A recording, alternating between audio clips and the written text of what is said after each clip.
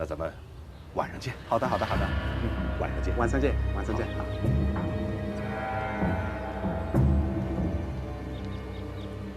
好，再见。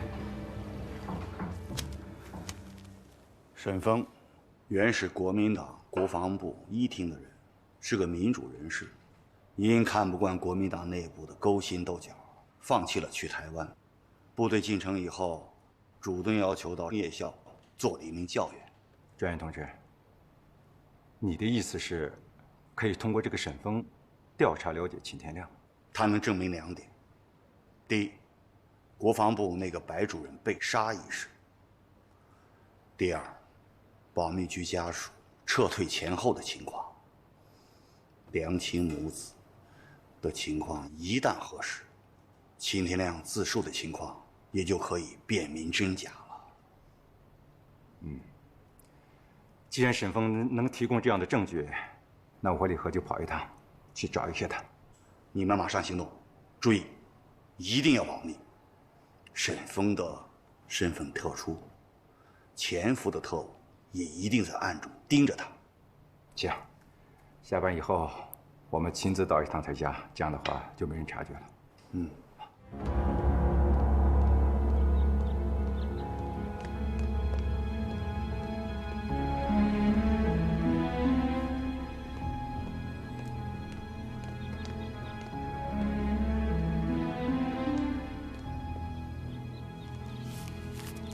就是这个人。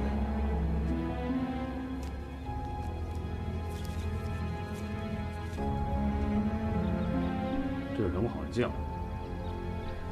这可是咱们潜伏下来以后第一次执行任务，你要亲自动手。明白。要死要活？当然是要死的。这个人留着没什么用，只能带来麻烦。好，记住。城西小学。放心吧，一号。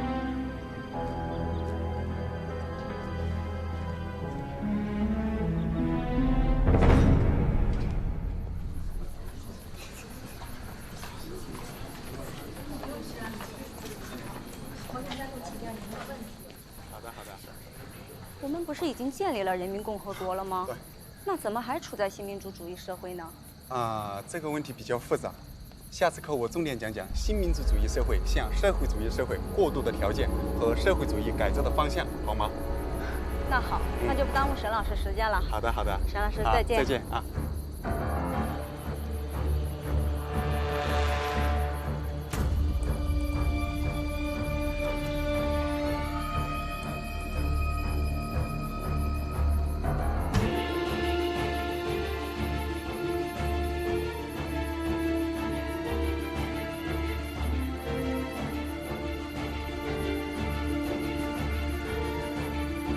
沈老师，这位同志是？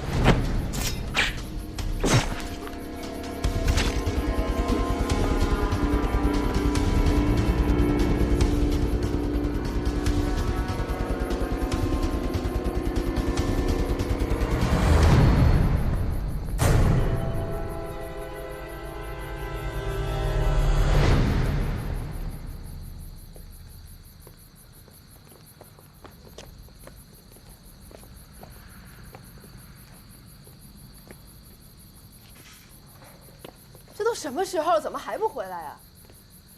哎，你说沈峰今天会不会有什么别的事儿不回来了？我问过他们，他们说最后一堂课是晚上8点半。你看，10点了。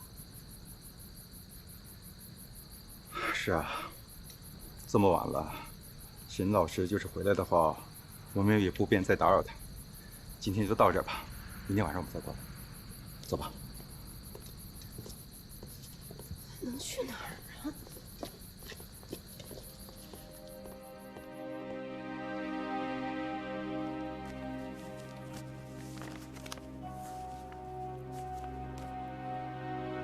秦天亮，现在请你把梁秦母子遇害的经过再详细的说一遍。所长，梁秦母子遇害的经过我已经说过很多遍了，而且在材料里面写得很清楚。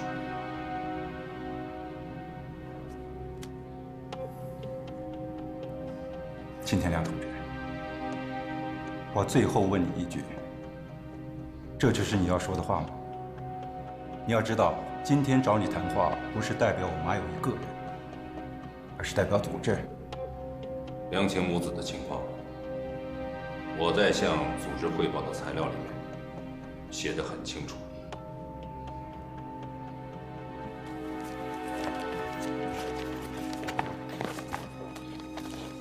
李贺，我们可以走了。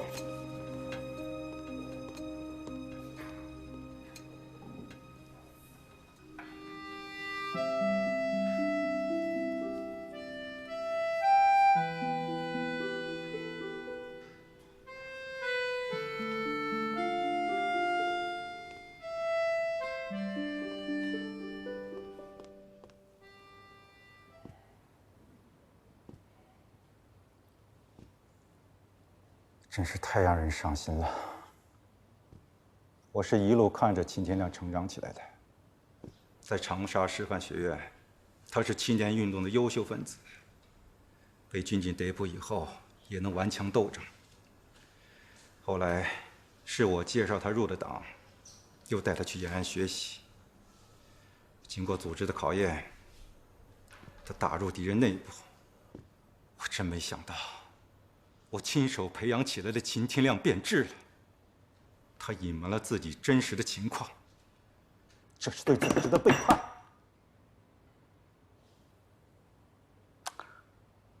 友谊啊，有没有可能，他是担心什么，才不肯说出实情呢？他有什么好担心的？从工作上讲，我是他的上级；从情感上讲，我们亲如兄弟，并肩战斗。他难道连我都信不过吗？如果秦天亮死咬住梁秦母子牺牲了，那他肯定有问题。这些照片必定是从我们内线传出来的，不会有假。哎，我看要不要换个环境？他做地下工作时间长了，精神意志绷得比较紧，惯性的觉得周围的人都是他的敌人。那你说换在哪儿？啊，到宾馆去，你陪他来。是。谁找我呀？这么急？是派出所的同志。出什么事儿了？你是侦查科的李和。对。夜校教员沈峰被害了。被害了？给我去办公室，快！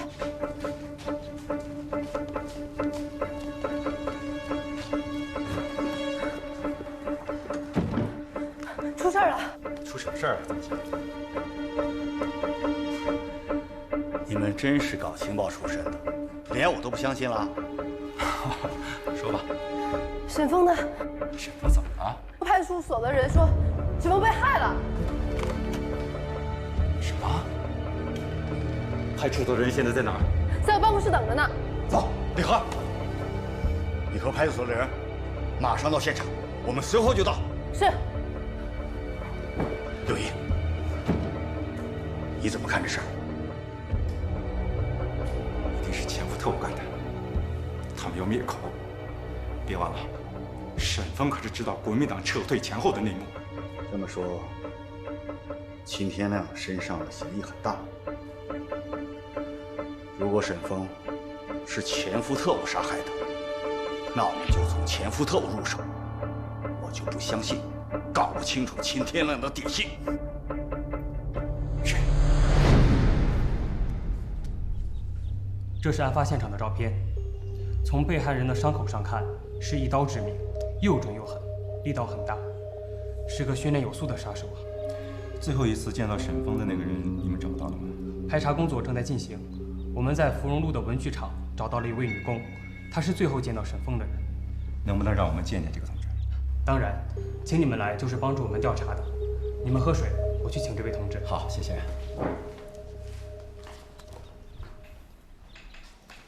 太猖狂！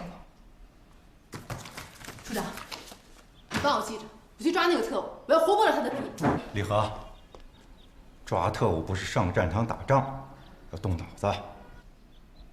我这脑子长自己身上呢。叫你下命令吧。李和，现在不是在部队了，咱们的战场变了，你要适应新的形势。城市就是战场，天天说。这机关办事怎么那么麻烦？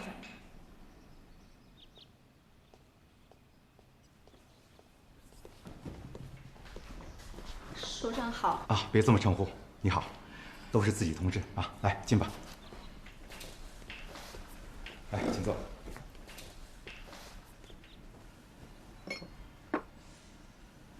你不用紧张，叫你来呢，是想让你帮我们回忆一下，你最后一次见到沈教员是什么时候？昨天晚上，我们下课以后，是我最后和沈教员道别的。他本来还说今天还会给我们上课的，没想到他就……啊，你先别激动啊，你好好回忆一下，当时沈教员下课以后，他是自己走的呢，还是身边还有其他的人？昨天我和沈教员道别以后，他是自己一个人走的。你能帮我们回忆一下最近一段时间有没有陌生人到学校去听课？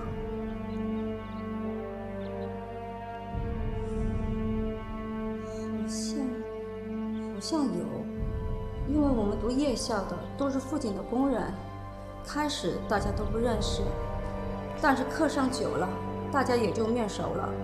前2天好像是有一个商会的人来上课，就只听了1节课，以后就再没出现过。你能帮我们回忆一下来上课的这个人具体长得什么模样吗？这个人脸圆圆的，个子有点高，壮壮的。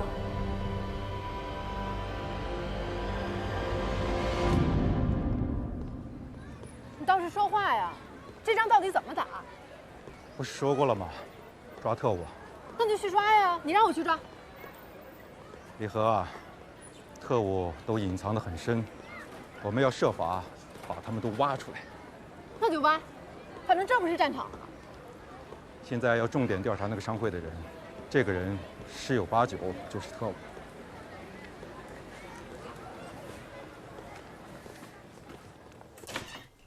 冯志远，我们来了。哎，这个，来，进。哎呀，今天换个环境，咱们聊聊啊，喝茶，坐啊。天亮，你的个人总结和审查核实材料我都看了，总结的非常的仔细啊。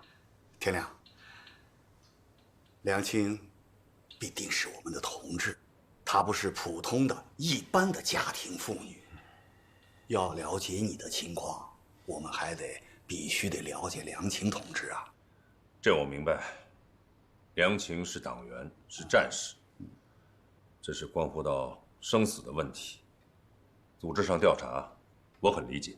啊，天亮，你再把梁青母子遇害的情况再说一遍，越仔细越好啊。这个问题，我不想再回忆了，而且我在我的材料里面写得很清楚，我也跟马处长做过详细的口头汇报。是，天亮，我今天找你谈话，不是来揭你伤疤的，但这关乎到组织上对你的鉴定，关乎到你的前途，更重要的是，这关系到组织上对梁青同志的政治评价。我有个问题，如果我秦天亮真有什么问题的话，会影响到梁青同志吗？毕竟你们是一个家庭，啊，这是组织上对个人的评价，分别对待。我们党不搞旧式婚那一套啊，在革命工作中也遇到过这种情况，一个家庭中一个忠诚，一个背叛，这是两码事儿。那就好，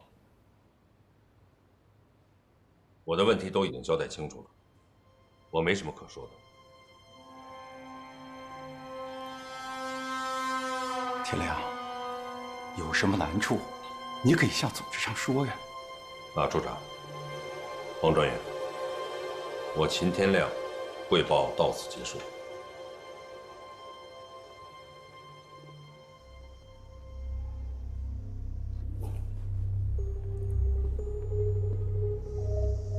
那好，那我也不多说什么了。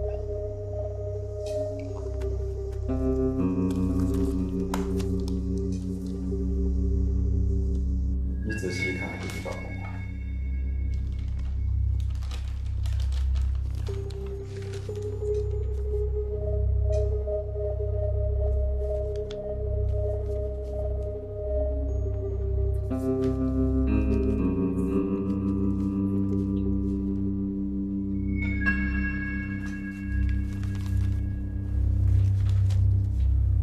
我有一个请求，说吧。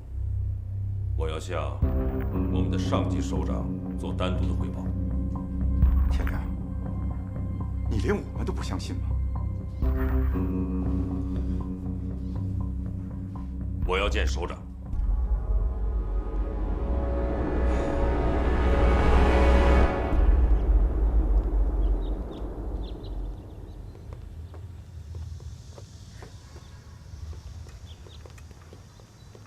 你怎么在这儿呢？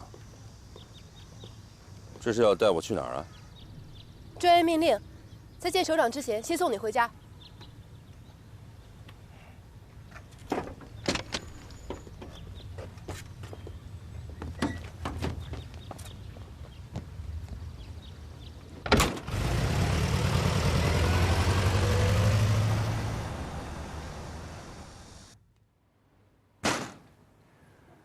专员同志，秦天亮的心理素质看来比你我想象的要强大。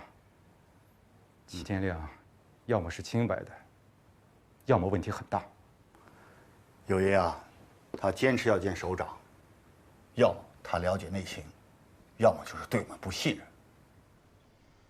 证据面前，他还拒不承认。我看，他是在故意拖延时间。我马上向上级汇报。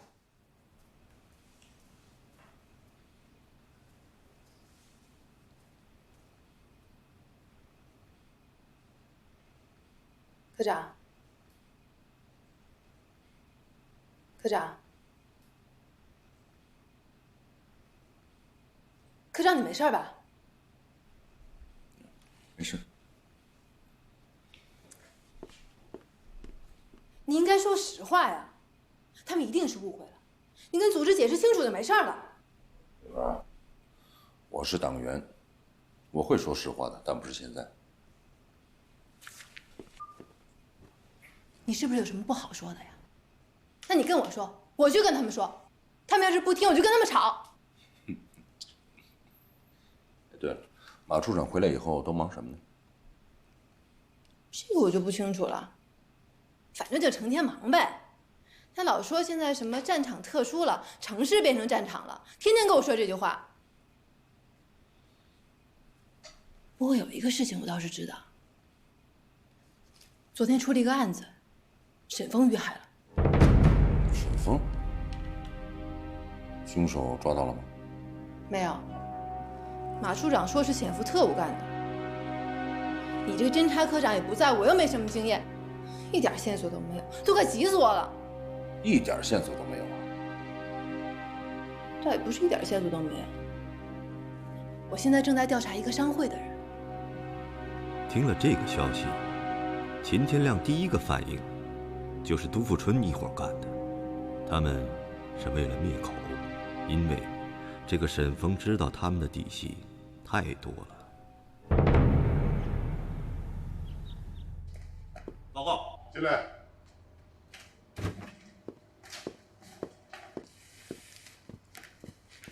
司令，重庆1号来电。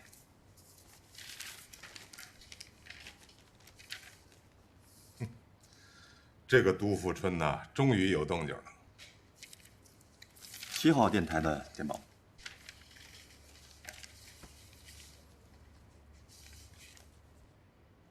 司令，没事，我先走了。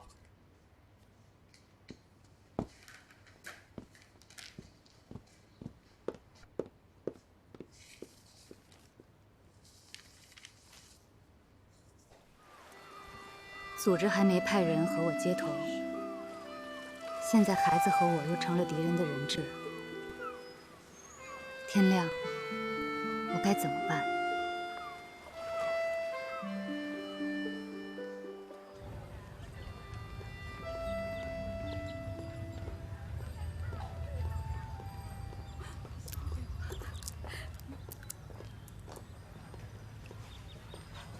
汪组长，又来看秦太太啊？她在家呢，去吧。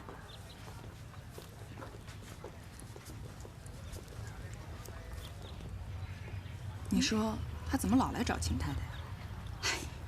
你这就不懂了吧？人家也20好几的人了，能不急吗？哎，这荒岛上除了大兵，也没什么男人，也就正彤识文断字的，人样子还不错。我估计啊，是找梁妹子说媒来的。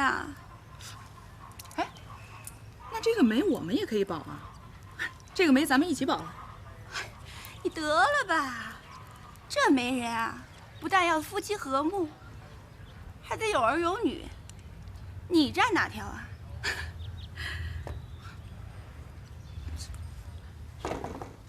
嫂子，你在吗？我给小天买了点水果。嫂子，你认识我吗？王阿姨，我认识你。妈妈呢？妈妈去小南干妈家了，她让我吃完饭就午睡，她一会儿就回来。啊。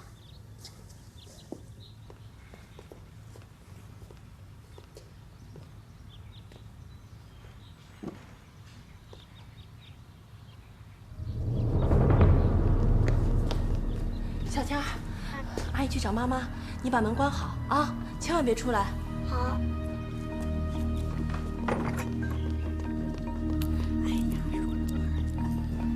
二位，看见秦太太了吗？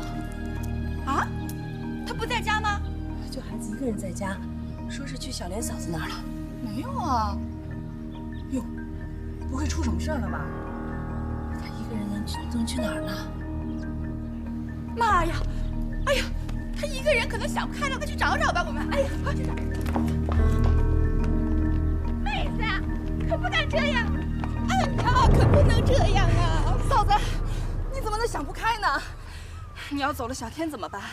你有没有想过，要有什么难处跟我们说，我们会帮你的。是啊，妹子，有什么难处跟我们说，我们会帮你的。你们误会了，我其实就是想来这儿散散心。你说咱们女人都给他们逼成什么样了？明明有男人，却见不着。这日子真的是没法过了。不行，咱们得去找站长去问个明白。咱们什么时候能见着咱们男人？走，咱们去找站长去。对，找站长说说去。走，把这个问个明白。走，走，走。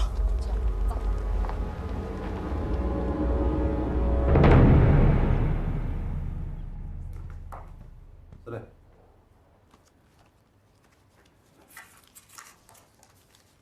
这是前军统王主任的遗孀从台北转过来的申请。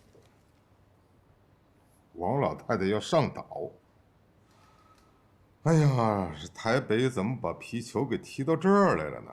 是啊，这老太太啊，不知道通过什么关系给国防部写了封信，这不是，他们就把球踢给咱们了。咱们这成什么来着？避难所。要不，咱们把球再给他们踢回去，就说基地的条件不允许。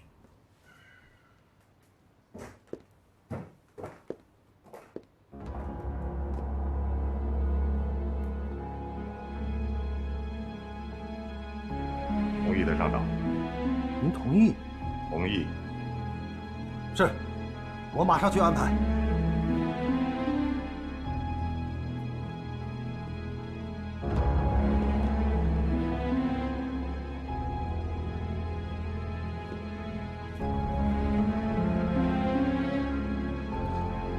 议王夫人上岛，绝不是为了那个毫无价值的老太太，是为了稳住梁情。只要把梁情抓在手里，就不愁用不好秦天亮。顾参谋，把这些文件存档处理。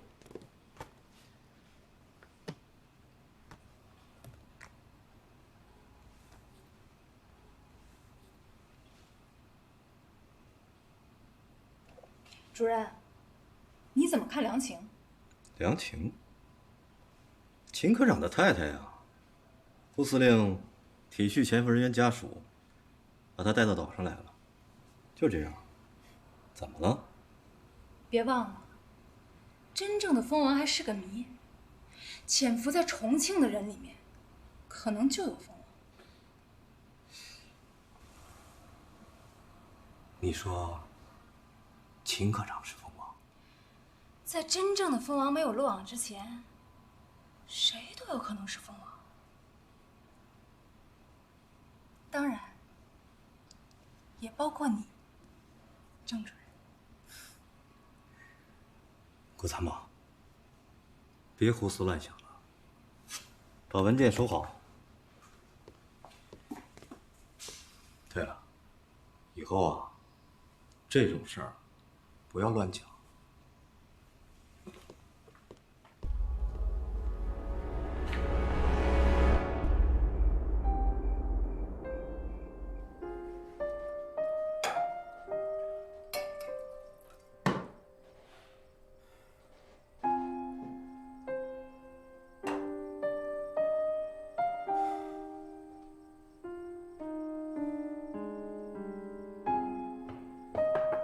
门没锁。我看你没去食堂吃饭，我给你打回来了。你怎么要喝上酒了呀？李和儿，我马有一真是太失败了。是秦科长的事儿啊？画虎画皮难画骨，知人知面不知心呐。李和，你知道，在我心里，谁都可能变节，可我万万没有想到，他秦天亮竟然会。别着急了，秦科长也许另有隐情啊。我倒真希望他另有隐情。别想了，睡吧啊！你听我说，在敌特潜伏分子还没有肃定之前，我们不能马虎。秦天亮在敌人内部工作这么多年，什么事情都可能发生。你对秦科长有怀疑？他不是蜂王吗？那个商会的人调查的怎么样了？我去了商会了，他们所有人都说没见过那个人。今天秦科长也说，这一定是特务干的，和你的判断不谋而合了。你说什么？你把这事跟秦天亮说了？啊？我犯错误了？有一，王震，你的面色不好啊。昨晚上心情不好，喝了点酒。一定是为了秦天亮的事儿吧？这个好了，首长明天就到，秦天亮的事儿也该有个结果了。专员同志，我有个新的想法，把秦天亮敌特潜伏案，我想跟秦天亮再谈一次。我们该说的都说了，还有这个必要吗？是这样，我想把秦天亮的问题跟沈峰被害的敌特潜伏案并案侦查。并案？这倒是个新的思路，也好，看看秦天亮还有什么新的想法。也好，向首长汇报的时候，我们做到心中有底。是。进来。科长，李勇来了。天亮，哎，马处长，我现在急需沈峰被害的资料。怎么，你也在为这个案子着急？是。你们说的那个商会的人是不是大个、浓眉、北方口音、宽肩膀？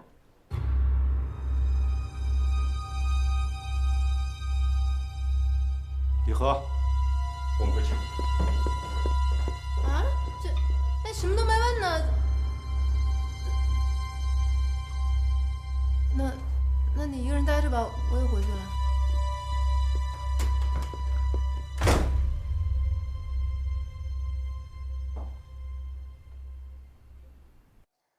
秦天亮说的那个人，跟我们在商会掌握的那个嫌疑人的特征完全吻合。你再没问他什么？这种情况下已经打乱了我的计划，我没法再问下去了。再问就有泄密的可能。这么说，秦天亮知道是谁干的。等首长回来以后，一切就会水落石出的。我看没那么简单。他是想把时间拖延到1月15号。这不是重庆烈士公祭大会吗？首长也要参加，难道？郑同志，我还是坚持我的想法，把秦天亮的问题跟沈峰被害的第一特前夫案并案处理。他很可能就是潜伏特务。他拖延下去，就是为了缠住我们，干扰我们的视线，为他那伙特务打掩护，进而破坏公祭大会。那他为什么要说出嫌疑人的体貌特征呢？这不是贼喊捉贼？这并不意外，他早有预谋，说不定他就是这案子的幕后指挥。等首长来了，咱们再议吧。这段时间，你让李和观察他的一举一动。是。首长，我们跟秦天亮谈过多次，可他什么都不说，最后提出来要见上一级首长。最近几天，我要参加西南大区军政委员会的重要会议，我看宜早不宜迟，马上安排跟他见面。是，首长。秦天亮作为凤凰起点是有过贡献的，万一他真有问题，关于他个人，组织会有公正客观的评价的。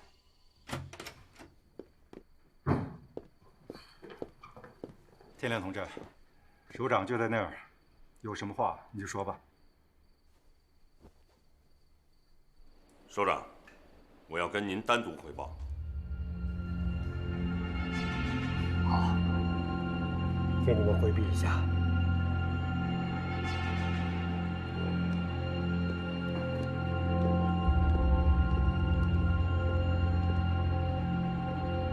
科长，这回你可把话说清楚了啊！小明儿，是，把门带上。你也出来了。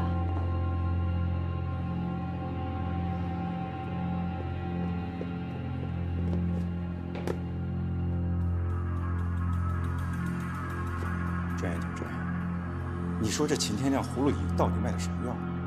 他怎么连我们俩都不相信？秦天亮如果是咱们自己的人，他的警惕是对的，必定老 A 还在咱们军管会。在秦天亮眼里，你我都有可能是老 A。在纵队时，我是干保卫的，从来就没有听说过有这么个老 A， 怎么一进城突然冒出个老 A 来？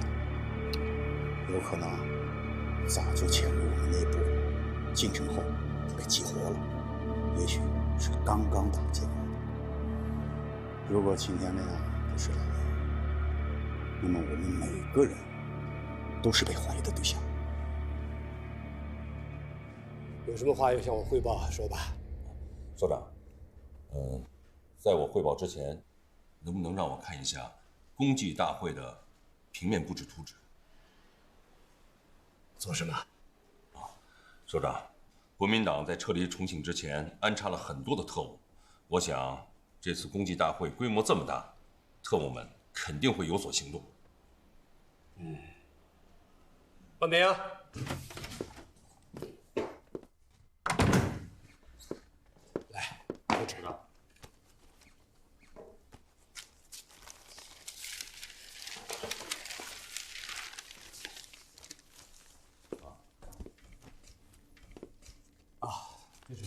万民同志。没关系，说吧。好，这里是我们的主会场，这里是入口，这边是出口，这2个地方我们要重点把守。啊，最重要的是在这儿，这边是2楼，还有这边，对主席台都是有效射程。我希望我们的军队把守在这上面，不要让群众上2楼，让参加的群众全都集中在这个区域，而且我们的人要混在里面，以防特务有所行动。好，好了，小明，马上去找王专员，请他根据秦天亮同志的意见，再完善一下警戒部署。是。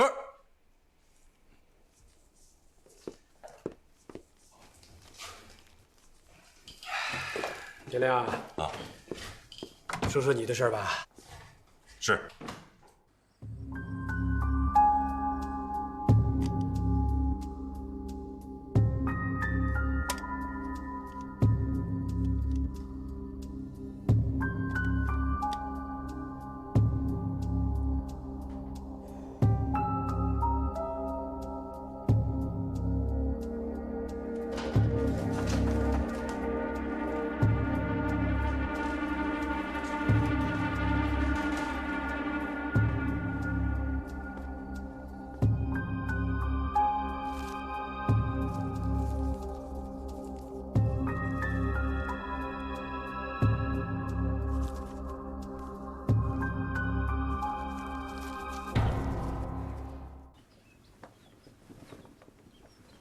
我跟秦天亮谈过了，他仍然确认梁庆母子牺牲了。那我们内线得到的消息又是什么？到这个时候他还撒谎？是啊。这就是问题的所在。我们看到的梁庆母子的照片，我们内线同志说，不是我们的同志第一手拿到的。梁庆母子的牺牲，也许是真，也许是假，这是敌人企图把水搅浑。那这么说，这些照片是假的？怎么能认定它是假的？总得有个证据吧？是。我会让内线同志进一步核实的。至于他是真是假，这有待时间进一步的考验。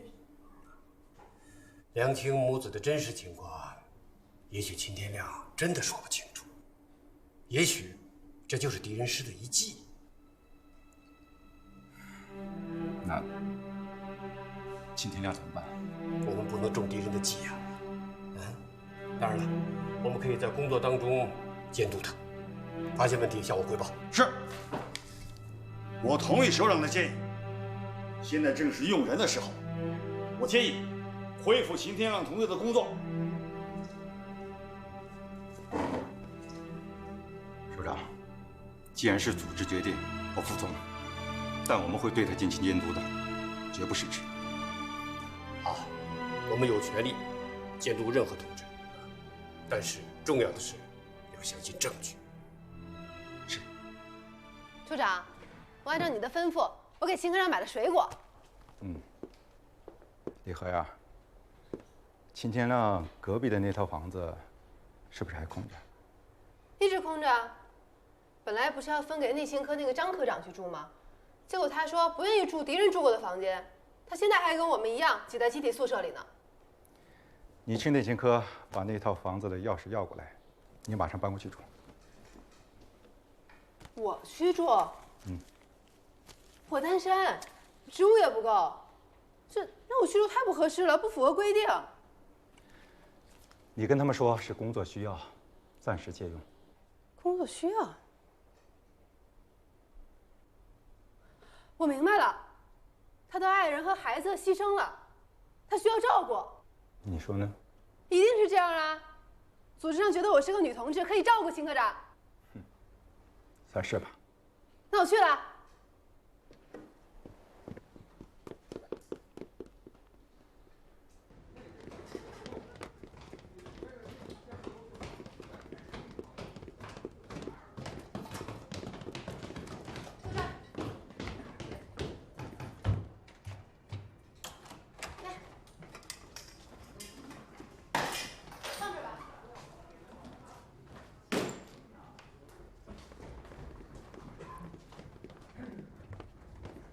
谢谢啊，不客气，辛苦了，同志，慢走。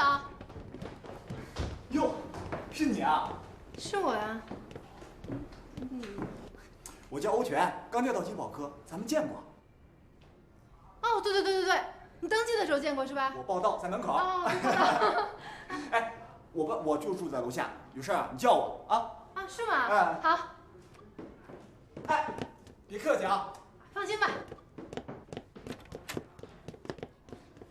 科长。李盒，你怎么在这儿呢？那新科把那套房子借给我了，以后咱们成邻居了。这挺好，以后有事找你方便了。啊，马处长也这么说的。马处长让你搬这儿来的？他让我照顾你，说你一个人不容易。